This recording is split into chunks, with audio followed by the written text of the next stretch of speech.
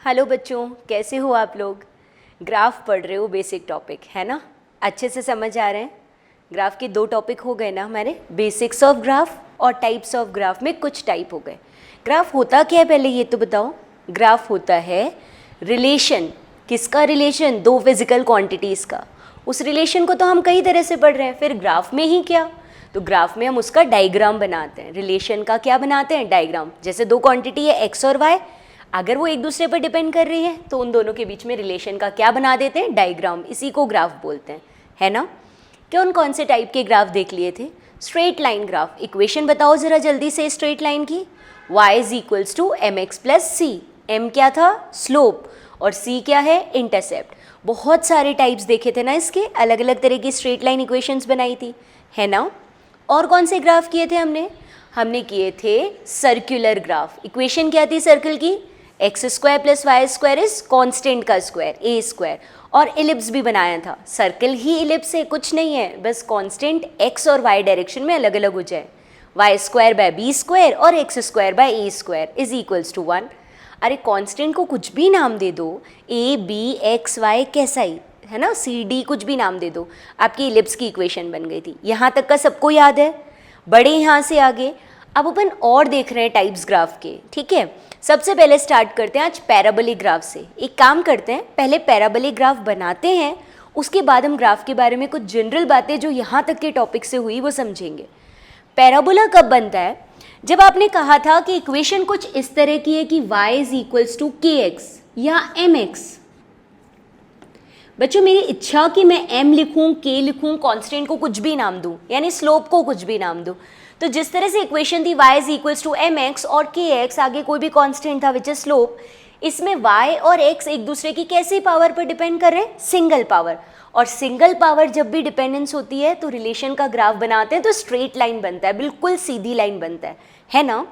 लेकिन अगर इस तरह का रिलेशन है जिसमें y और x के बीच में ग्राफ में सिंगल पावर नहीं है, ये y is equals to K X square लिख दूं मैं, डबल पावर लगा दूं, या ट्रिपल 3 पावर लगा दूं, या 4 पावर लगा दूं, अब ग्राफ स्ट्रेट लाइन नहीं रहेंगे, बल्कि ग्राफ कैसे हो जाएंगे? कर्व हो जाएंगे, मुड़ जाएंगे ग्राफ। बस इसी कर्वेचर को हमने पढ़ना स्टार्ट करना है, और इन कर्व्ड ग्राफ को बोलते हैं पैराबोलिक ग्राफ। बिल्कुल बाउल जैसा, कटोरी जैसा, है ना, उसको हम लोग नाम क्या दे देंगे? Parabolic graph. जिसमें y x की सिंगल पावर पर डिपेंड नहीं करता, बल्कि पावर 2, 3 और 4 पर डिपेंड करता है।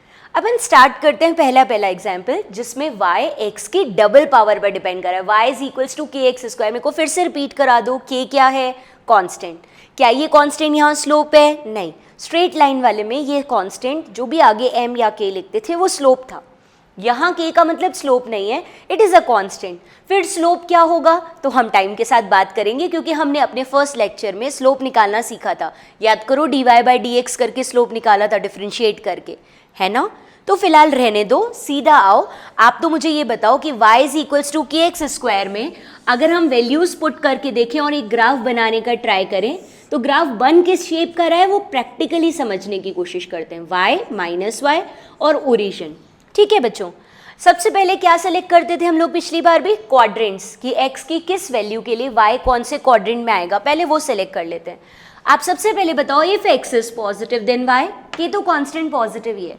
If x is positive then y is positive, ये दोनों पॉजिटिव है, और ये दोनों पॉजिटिव है तो ग्राफ कौन से क्वाड्रेंट में आएगा?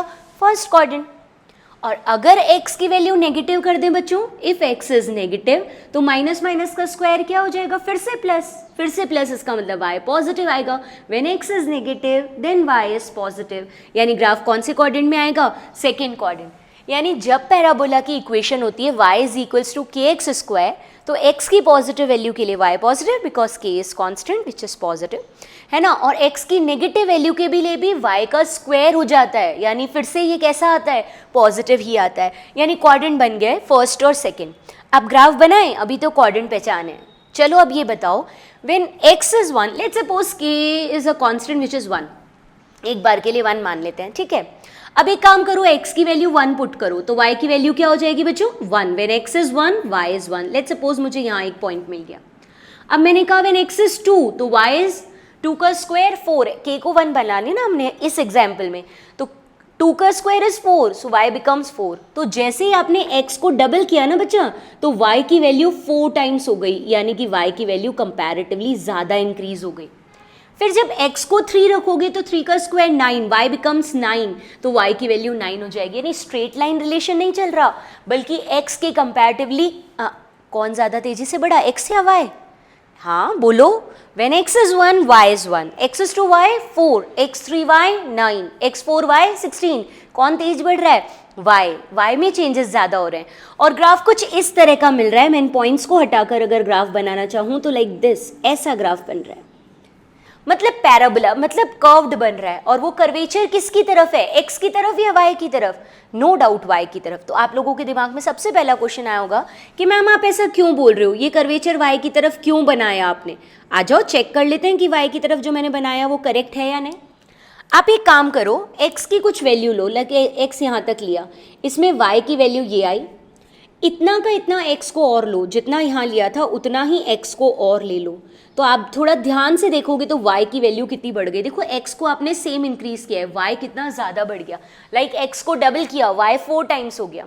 अगेन आप x को उतना ही बढ़ाओ, मेरे पास इससे आगे ग्राफ है नहीं, अदरवाइज मैं इस ग्राफ को यूँ बना देती हूँ बच्चों तुम्हारे लिए।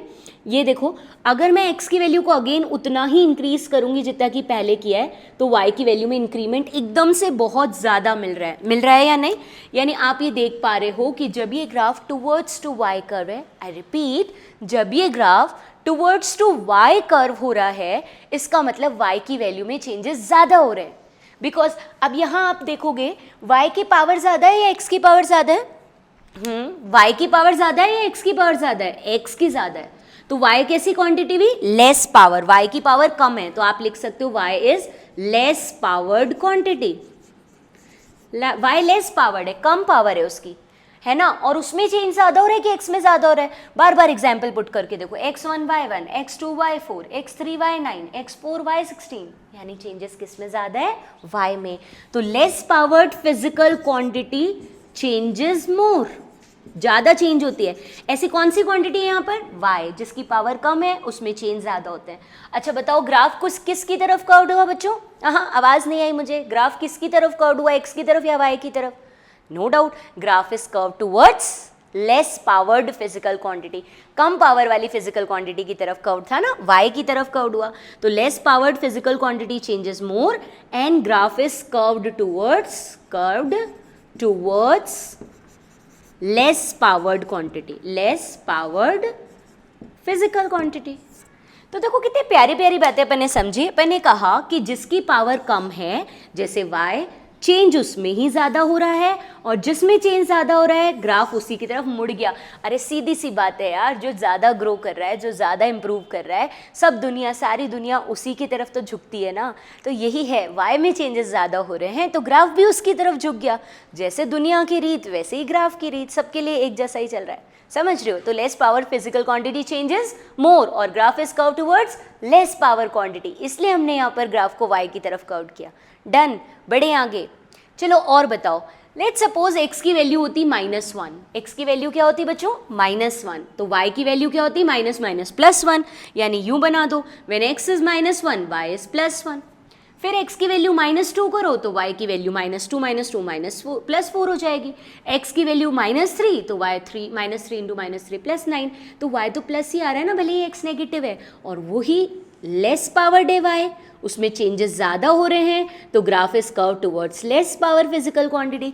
देखो ज़रा ग्राफ कैसा बन गया, बाउल शेप, पैराबोला। इसको मत देखना, ये तो मैंने वैल्यूज़ कंपेयर करना सिखाया तुम्हें कि x के चेंज के साथ y हर बार पहले से ज़्यादा चेंज हो रहा है। ग्राफ तो ये बना था ना, तो इसका मतलब जब भी y is equals to kx square होता है तो ग्राफ कैसे शेप का बनता है? पैराबोले की शेप का बनता है, पैराबोला शेप बनता है, बाउल शेप बनता है, खुली हुई कटोरी दिख रही है अभी इस इक्वेशन के अकॉर्डिंग, ठीक है। और ये बहुत प्यारी, बहुत इंपॉर्टेंट बात है जो फिजिक्स, केमिस्ट्री, बायोलॉजी, कई जगह मैथ्स, कई जगह, बहुत जगह काम आती है कि जिसकी पावर कम होती है उसमें चेंज ज़्यादा होते हैं और ग्राफ उसी की तरफ कर्व्ड होता है। ये तो मेरे हिसाब से बहुत आराम से दिख रहा है और समझ भी आ रहा है। क्या हम ऐसा कुछ कर सकते हैं कि इसी की तरह की और इक्वेशंस बनाएं और ग्राफ का शेप देखें? बिल्कुल देखेंगे, अभी ही देखना स्टार्ट करें। पहले तो मुझे एक बात बताओ, अगर बच्चों यहाँ पावर 3 होती तो क्या होता? इफ यहाँ पर पावर 3 हो जाती तो x1 y इज 1, 1 के क्यूब तो 1 ही होता है, x2 y 2 का क्यूब 8, x3 y हाँ 3 का क्यूब 27। अच्छा बताओ y में चेंजेस पहले से ज़्यादा हो रहे हैं कि कम हो रहे हैं? अगर x is y is equals to K X cube है तो x के चेंज के साथ y में चेंजेस पहले से ज़्यादा हो रहे हैं, ठीक है। और graph curve towards less power quantity यानी y की तरफ ज़्यादा कर्व होगा। बच्चों कुछ इस तरह से ग्राफ बनेगा, ऐसे y की तरफ ज़्यादा कर्व। इधर भी हाँ, इधर नहीं बनाऊंगी मैं क्योंकि x की वैल्यू -1 है तो y क्यूब, तो y की वैल्यू नेगेटिव आएगी ना, 3 बार माइनस माइनस 2 तो कैंसिल हो गया, तीसरा तो नेगेटिव आएगा। तो लेकिन हाँ y में चेंजेस ज़्यादा होंगे, इस ग्राफ में नहीं बनेगा, नीचे बनेगा, लेकिन चेंजेस ज़्यादा होंगे, y कोऑर्डिनेट में चेंजेस ज़्यादा होंगे। तो ग्राफ जो होता है इसको बोलते हैं अनसिमेट्रिकल पैराबोला। जब भी कोई भी एक क्वांटिटी दूसरे क्वांटिटी के स्क्वायर पर डिपेंड करती है तो उसको बोलते हैं सिमेट्रिकल पैराबोला, लाइक दिस, ये सिमेट्रिकल पैराबोला है। लेकिन अगर 2 से ज़्यादा पावर होती, 3, 4, 5, 6, 7 पावर होती तो उसको बोलते हैं अनसिमेट्रिकल पैराबोला। तो यहाँ भी ग्राफ कौन सा है? Symmetrical parabola. और वो वाले ग्राफ को क्या बोलते हैं? Unsymmetrical parabola. मेरी बातें समझ आ रही है? चलो आगे चलते हैं यहाँ से। हाँ जी बच्चों, पैराबोला की वैसी ही इक्वेशन जो अभी 2 मिनट पहले लिखी थी। डिफरेंस क्या है? अभी डिफरेंस ये है कि वहाँ था y is equals to K X square, यहाँ है y is equals to minus K X square, बस माइनस साइन ले लिया। अब आप लोग समझदार हो गए हो, पहला पैराबोला जैसे बना था उसी बेसिस पर करते चलो, ठीक है। फर्स्ट टाइम हमने ये ग्लास लाइन्स ली थी, x minus X, Y minus Y और ओरिजिन। सबसे पहले कोऑर्डिनेट सेलेक्ट करवाओ मेरे को। When x is positive, y की वैल्यू कैसी आएगी बच्चों? नेगेटिव। तो when x is positive, y becomes negative. x positive के साथ y आया नेगेटिव, यानी ये कोऑर्डिनेट, क्या बोलते हैं इस कोऑर्डिनेट को? फोर्थ कोऑर्डिनेट, ठीक है। when x is नेगेटिव, जल्दी से, x नेगेटिव हुआ तो माइनस का स्क्वायर प्लस, लेकिन ये माइनस की वजह से y तो नेगेटिव ही आएगा। अगेन x इज नेगेटिव तो उस माइनस का स्क्वायर हो गया प्लस, बट बस इस नेगेटिव की वजह से y कैसा ही आएगा? अभी भी नेगेटिव।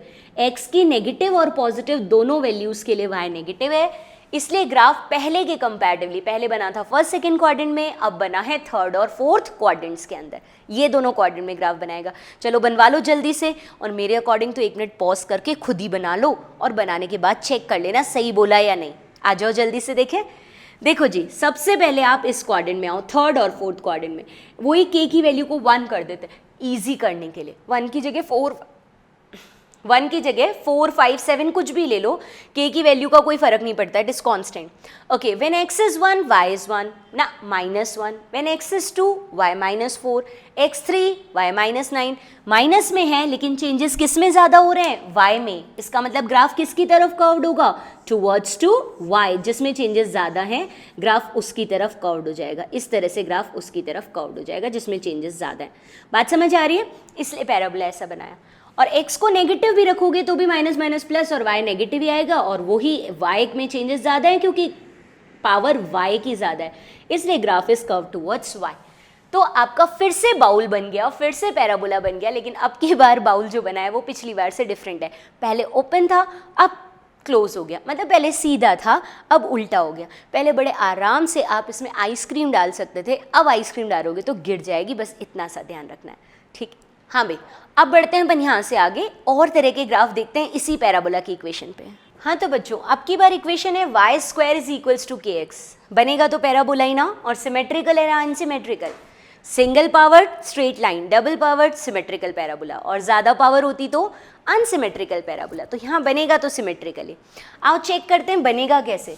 ओके, सबसे पहले क्वाड्रेंट सेलेक्ट करवाओ। अब मेरे हिसाब से तो अभी तक तुमने कर ही लिए होंगे बच्चा। स्क्वायर वाली को बाद में देखना, पहले सिंगल पावर वाली को देखो, है ना। स्क्वायर वाली को देखने से गड़बड़ हो जाएगी। या चलो एक काम करते हैं, y से स्टार्ट करते हैं अपन यहाँ।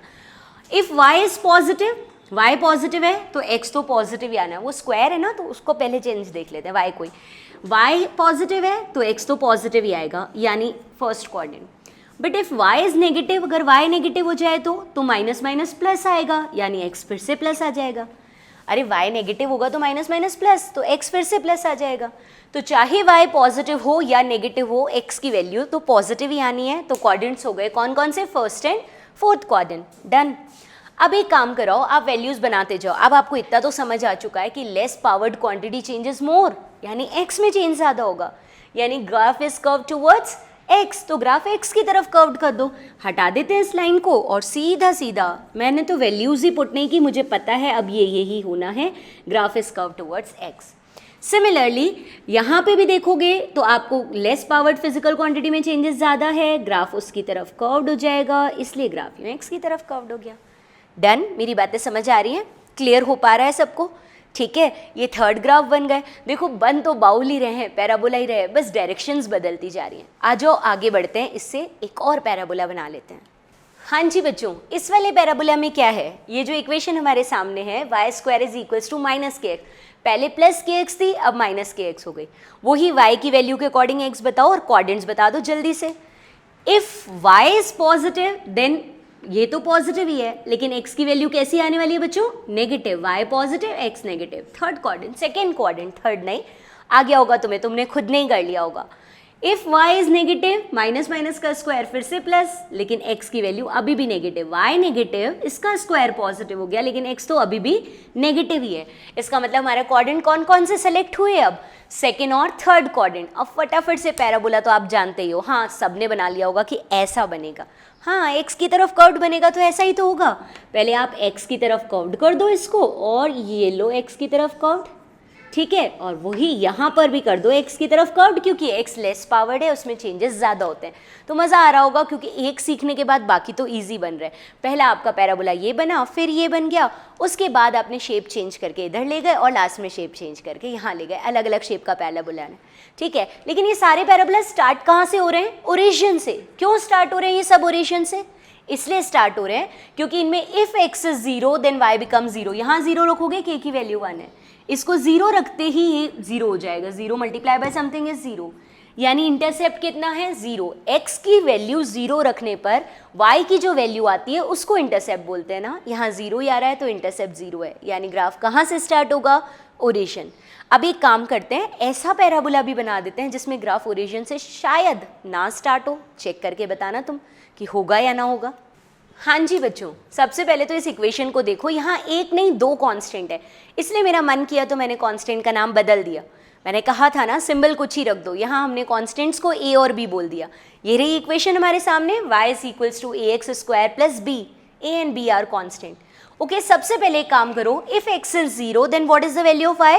When x is 0 value of y is b, यानी कि यहाँ पर पहली बार 4 ग्राफ के बाद इंटरसेप्ट आया है और पॉजिटिव आया है, इसलिए b।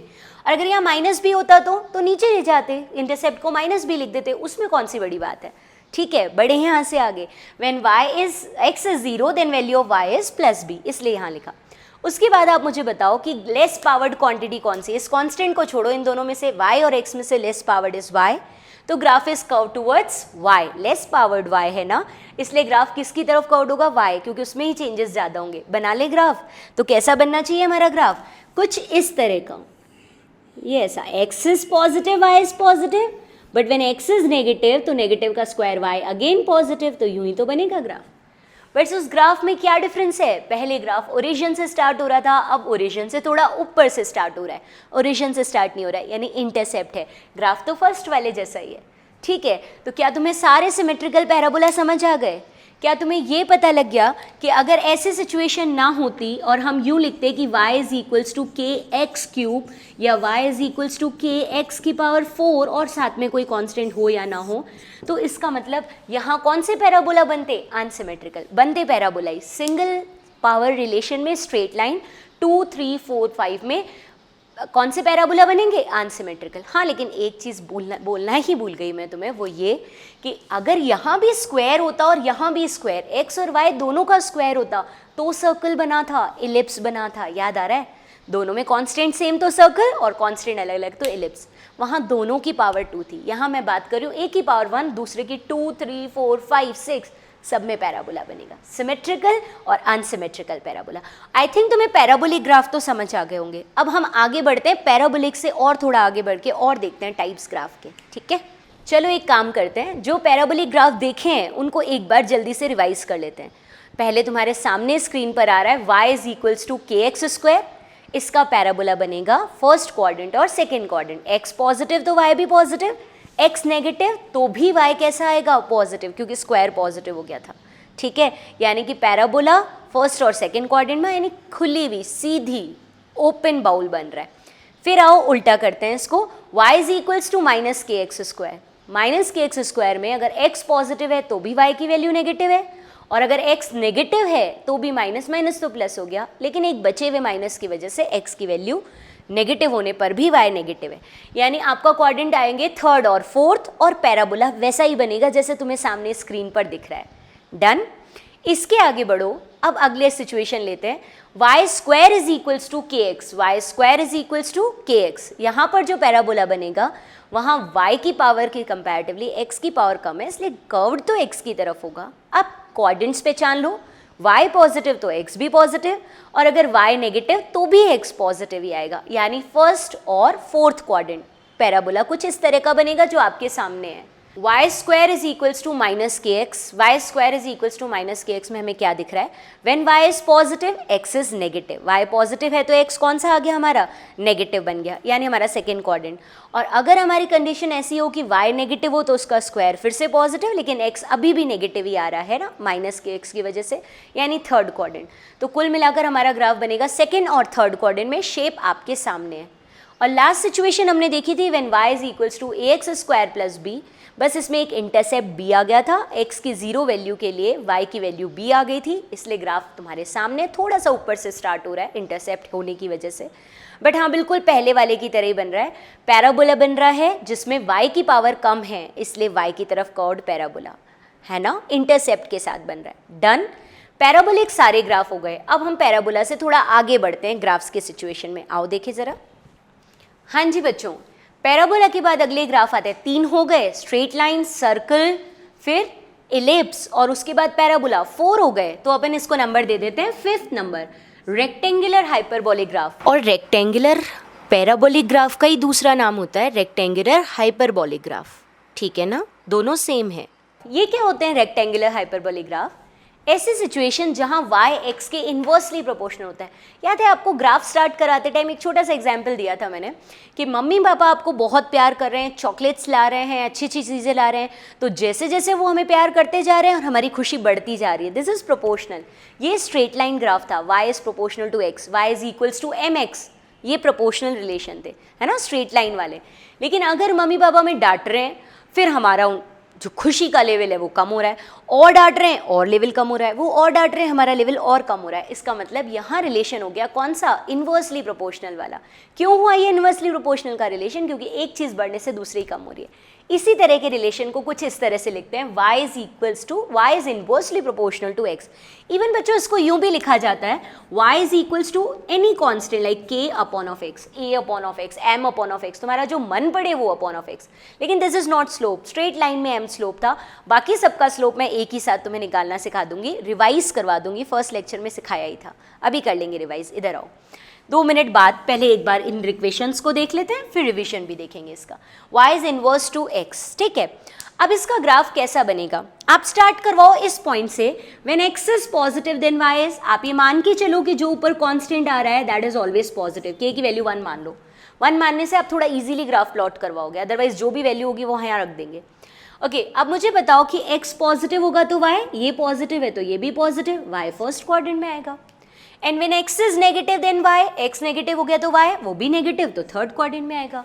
तो ग्राफ कौन कौन से क्वाड्रेंट्स में लाई करेगा, between 1 and third, first and third quadrant में आएगा, सेकंड फोर्थ का कोई रोल नहीं है, ठीक है। हम पहले क्वाड्रेंट पहचानते हैं, फिर हम लोग ग्राफ प्लॉट करते हैं। हम पहले ग्राफ से यही कर रहे हैं, बढ़े यहाँ से आगे। ये बताओ बच्चों, when x is 0 then what is the value of y, quadrants तो आ गए। When x is 0 then what is the value of y, k by 0, something by 0 is infinity.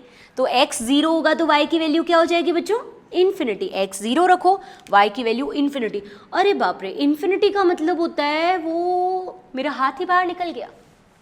अरे इन्फिनिटी बनाने चली थी मैं, x की वैल्यू 0 पर y की वैल्यू को इन्फिनिटी पुट करने चली थी, तो मेरा हाथ ही स्क्रीन से बाहर चला गया। इन्फिनिटी मतलब बहुत बहुत बहुत ज़्यादा। अभी यहाँ कैसे शो करें? एक बहुत प्यारा सा कॉन्सेप्ट सीख रहे हो इसलिए पूछ रही हूँ, इन्फिनिटी को यहाँ कैसे शो करें? इन्फिनिटी को पता है कैसे शो करते हैं? यहाँ एक पैरेलल लाइन बना देते हैं, एक्स एक्सिस, और ये जैसे x की वैल्यू 0 तो y की वैल्यू इन्फिनिटी, तो y एक्सिस के बिल्कुल पास में एक पैरेलल लाइन ड्रॉ करते हैं। पैरेलल लाइंस कहाँ जाके मिलती हैं? इन्फिनिटी पर। कॉन्सेप्ट है ये, रिपीट करो। When x is 0 y is infinity ना, तो x की थोड़ी सी वैल्यू पर अगर आपने y के पैरेलल एक लाइन बना दी, मतलब x को 0 करोगे तो वो इन्फिनिटी पर जाकर, पैरेलल लाइंस बहुत दूर जाकर मिलती है, नहीं इन्फिनिटी, ये सिंबल होता है इन्फिनिटी को शो करने का। डन। उसके बाद आप x को बढ़ाते चलो, y कम होता जाएगा, x increase y decrease, x और इंक्रीज y और डिक्रीज।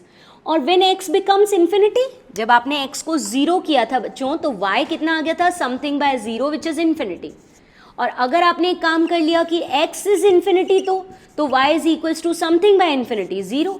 तो जब x इन्फिनिटी होगा तो y 0 होगा। तो आप एक काम करो, यहां से इस लाइन को ड्रॉ करते जाओ, x को इन्फिनिटी पर ले जाओगे तब y कितना होगा? 0। तो अगेन यहाँ एक पैरेलल लाइन बना दो। पैरेलल लाइन हमेशा ये शो करती है कि जब x इन्फिनिटी होगा, यानी इन्फिनिटी पर जाकर ये दोनों लाइंस मिलेंगी, तो n x is infinity, y is 0। तो 0 पर तो मैं बना नहीं सकती क्योंकि इन्फिनिटी ड्रॉ नहीं कर सकती, तो थोड़ा सा पास में बना रही हूँ कि ये पैरेलल लाइन है। जब ये पैरेलल कहाँ जाके मिलेंगी? इन्फिनिटी पर। ऐसा सिंबल होता है, इन्फिनिटी को शो करने के लिए पैरेलल लाइन बनाते हैं। x 0 y infinity, y 0 x infinity. बाकी तो x इंक्रीज हो रहा है, y डिक्रीज, ग्राफ कुछ इनवर्सली प्रोपोर्शनल वाला इस तरह का बनेगा। बन गया। x और y के बीच में ग्राफ कैसा जाएगा? इन्वर्सली प्रोपोर्शनल वाला जो हमने सामने बना रखा है। बताओ इसमें कोई तकलीफ, इसमें कोई दिक्कत किसी को? नहीं, अच्छे से समझ आ रहा होगा। ऐसे ही x की वैल्यू अगर हम नेगेटिव लेंगे तो y की वैल्यू नेगेटिव आएगी, बट होगा तो वही ना बच्चों, x 0 तो y इन्फिनिटी, भले ही वो नेगेटिव में इन्फिनिटी है, और x इन्फिनिटी तो y 0, भले ही आपके पास में वो नेगेटिव में इन्फिनिटी है x की वैल्यू भी। तो बनना ग्राफ ऐसा ही है इन्वर्सली प्रोपोर्शनल का, बस x और y की वैल्यूज नेगेटिव हैं, इसलिए थर्ड क्वाड्रेंट में आ रहा है। ग्राफ के शेप ये रेड वाले हैं, x और y का इन्वर्सली प्रोपोर्शनल का रिलेशन।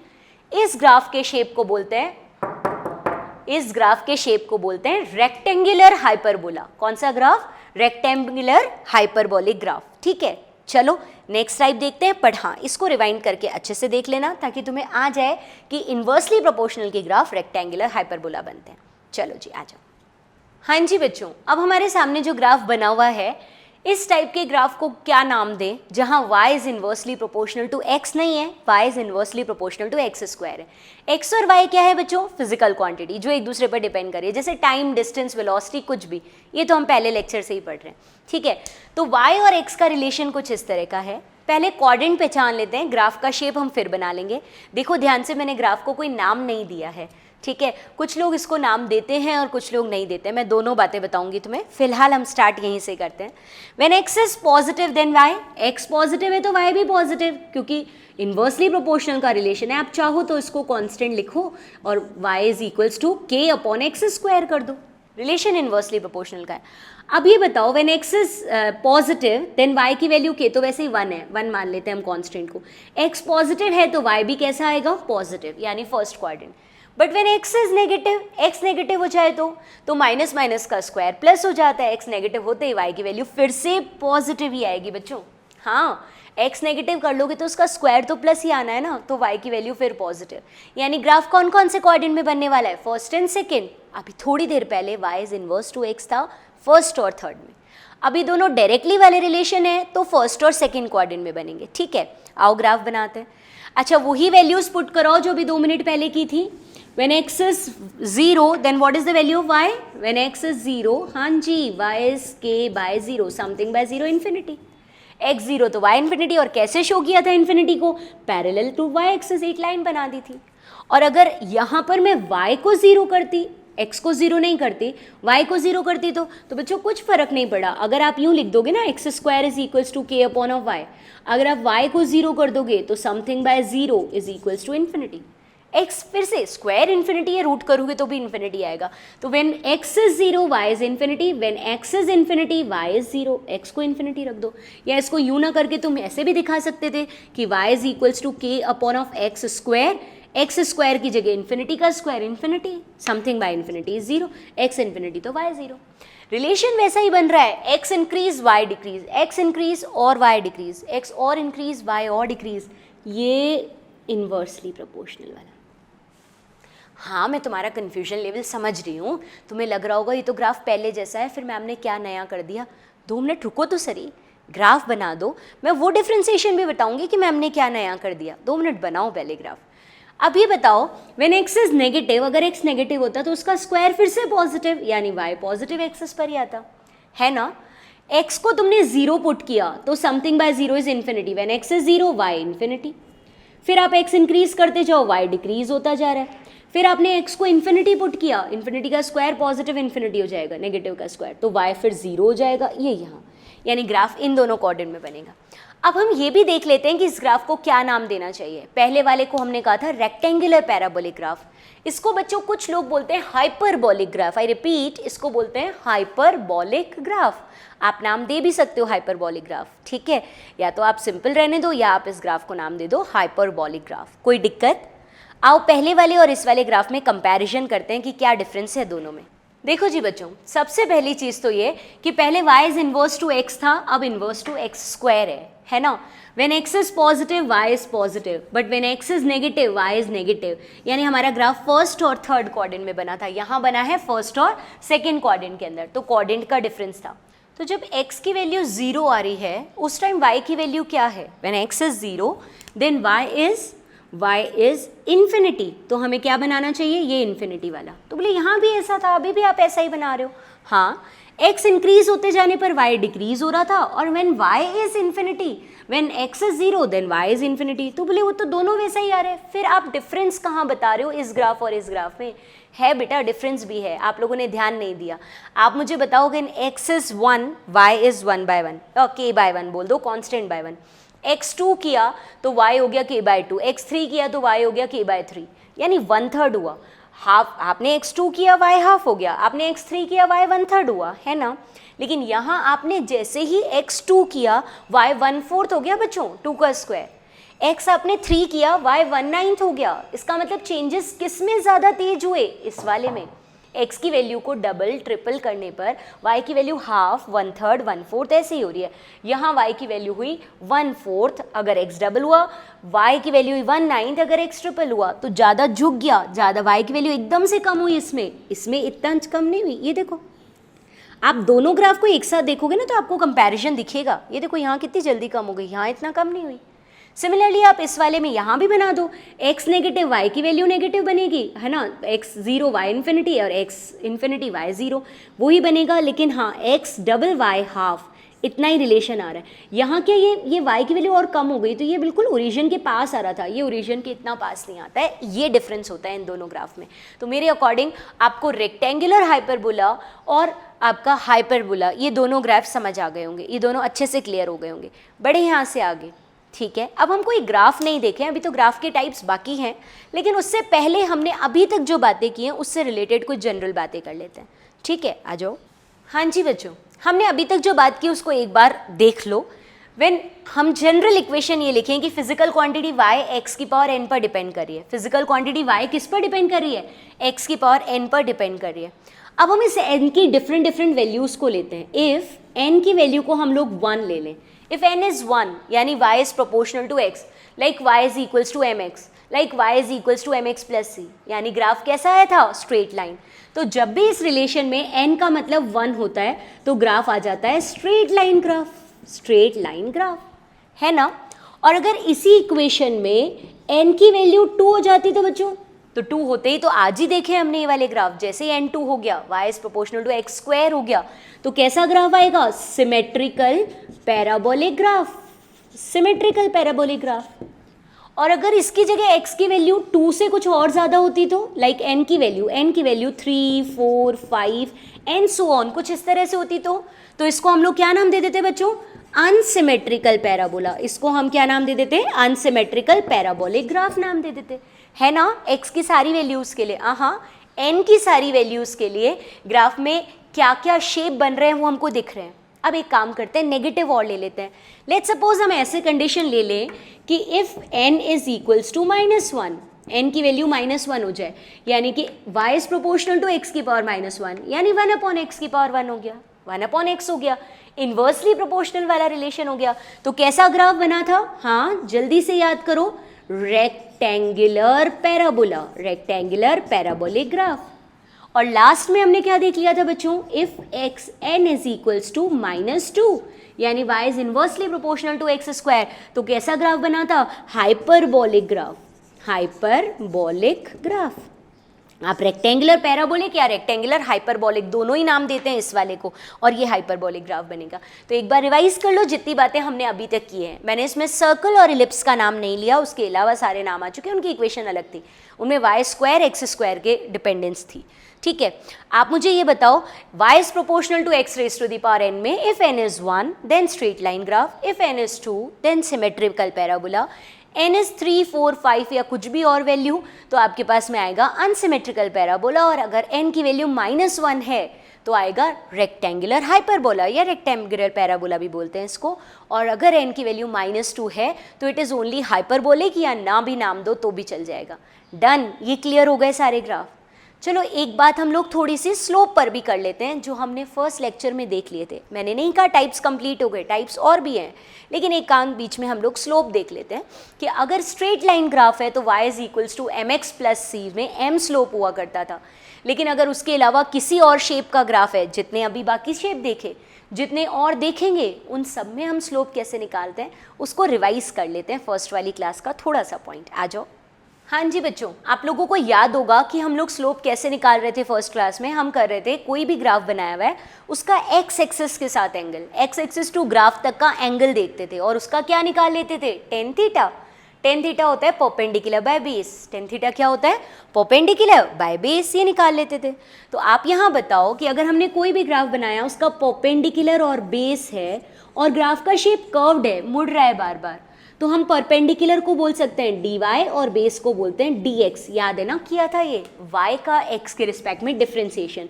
तो स्लोप करने के लिए हम differentiation of y with respect to x कर लेते हैं, हमें जिस भी पॉइंट पर स्लोप चाहिए होता है। लेट्स सपोज हमारे सामने एक एग्जाम्पल है और वो एग्जाम्पल दे रखा है y is equals to 2x square plus 4, ये दे दिया। अब बताओ ग्राफ का शेप कैसा होगा, जल्दी से बता दो। ग्राफ का शेप होगा पैराबोला, क्योंकि y और x स्क्वायर एक दूसरे से रिलेटेड है ना। तो पैराबोला तो है। अब पैराबोला तो ऐसे कर्व्ड सा होता है, उस कर्व्ड में तो स्लोप यानी x एक्सिस के साथ एंगल अगर हम किसी भी जगह निकालें तो हर बार बदल रहा होगा। तो फिर वो कैसे निकालते हैं, तो हम सिंपली इस इक्वेशन को x के रिस्पेक्ट में डिफरेंशिएट कर लेते हैं, यानी dy बाय dx कर लेते हैं। तो क्या आ जाएगा बच्चों, यहाँ पर 2 बाहर निकाल दो, x स्क्वायर का डिफरेंशिएशन इज 2x की पावर 1 प्लस कॉन्स्टेंट का डिफरेंशिएशन 0 विच इज 4x। तो अगर यहाँ पर हम लोग स्लोप निकालना चाहें तो क्या आ जाएगा, स्लोप 4x आ जाएगा। समझ आ रहा है ये, ठीक है। ऐसे ही कोई भी और इक्वेशन ले लेते हैं, जैसे y is equals to 2x की पावर 4, कैसा बनेगा, अनसिमेट्रिकल पैराबोला। और इसका आगे डिफरेंशिएशन करवाओ और इक्वेशन निकालो, स्लोप निकालो। तो स्लोप निकालना है तो dy बाई डी एक्स, 2 बाहर ले लो, 4x की पावर 4 का आ जाएगा 4x की पावर 3 और कांस्टेंट का 0, यानी हमारे पास रिलेशन आ गया 8x क्यूब। बच्चों x की वैल्यू के साथ स्लोप बदल रहा है ना यहाँ पे, क्योंकि कर्व्ड ग्राफ है। आपसे कोई पूछ लेता है इस क्वेश्चन में when x is equals to 1 तब स्लोप बताओ, तो आप कह देते 8 इंटू 1 8। और कोई कहता है व्हेन x इज 2 उस जगह पर स्लोप बताओ, तो 2 का क्यूब 8 8 8 जा 64, यानी हर पॉइंट पर स्लोप अलग अलग होगा। तो आपके पास केवल एक स्ट्रेट लाइन ऐसी है जिसमें mx प्लस c में m इज स्लोप, बाकी जितनी भी इक्वेशंस होती हैं उसमें यहाँ जो आगे लिखा हुआ है दैट इज नॉट स्लोप। आपको स्लोप निकालना पड़ेगा, इक्वेशन डिफरेंशिएट करके निकाल लो, बहुत सिंपल है। फिर आपके जिस भी पॉइंट पर पूछा है, जैसे x की 1 वैल्यू पर स्लोप पूछा है तो वैल्यू 1 पुट कर दो, x की 2 वैल्यू पर पूछा है तो 2 पुट कर दो, इसमें तो कोई दिक्कत ही नहीं है ना। अच्छा, अभी अभी तुमने रेक्टेंगुलर हाइपरबोलिक ग्राफ पढ़ा था, कोई उसका स्लोप पूछ लेता तो देखो जैसे। हाँ जी बच्चों, ये जो एग्जाम्पल है इसमें रेक्टेंगुलर हाइपरबोला है क्योंकि y is inverse two x है। क्या हम इसको यूँ लिख सकते हैं बच्चों, y is equals to 4 into x raise to the power -1। अभी कोई हमसे कहता है कि इसका स्लोप बताओ, इसका स्लोप बताओ, यानी डिफरेंशिएट कर दो y को विथ रिस्पेक्ट टू x।